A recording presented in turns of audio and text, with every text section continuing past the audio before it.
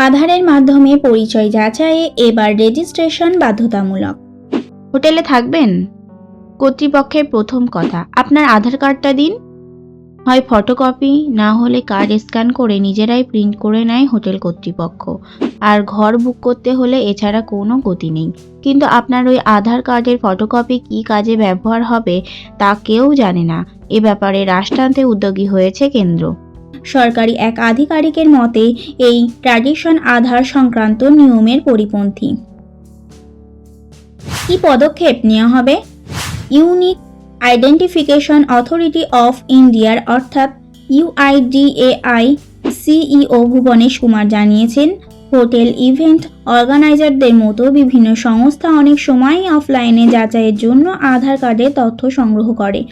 তাদের জন্য চালু হচ্ছে নতুন নিয়ম।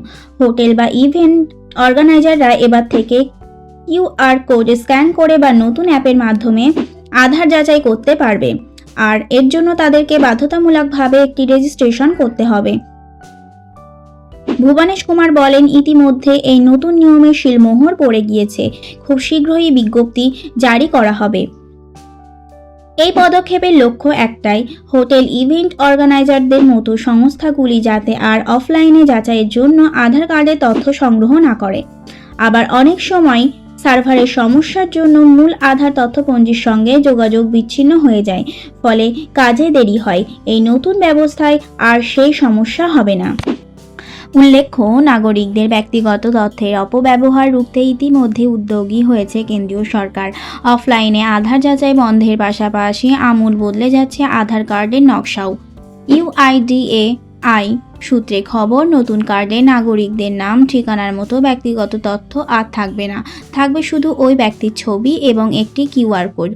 ওই QR কোডের মধ্যে থাকবে সংশ্লিষ্ট নাগরিকের যাবতীয় তথ্য। সেটি স্ক্যান করে আধার তথ্য জন্য প্রয়োজন পড়বে একটি নতুন অ্যাপের, নাম আধার QR স্ক্যানার। ইতিমধ্যে গুগল প্লে স্টোর ও iOS স্টোরে চলেও এসেছে অ্যাপটি। ফলে অফলাইনে যাচাইয়ের জন্য আধার কার্ডের প্রতিলিপির দরকারই পড়বে না। আর তথ্য হাতিয়ে জালিয়াতির দিনও শেষ হবে বলে আশাবাদী UIDAI কর্তৃপক্ষ। ইতিমধ্যে নতুন অ্যাপে নিরাপত্তার আরও একটি বলয় যুক্ত করা হয়েছে। সেখানে QR কোডে শেয়ার করা যাচ্ছে আধার কার্ড। তাতে নাম, ঠিকানা, বয়স ইত্যাদি কোন কোন তথ্য জানাবেন সেটাও বেছে নিতে পারছেন সংশ্লিষ্ট নাগরিক।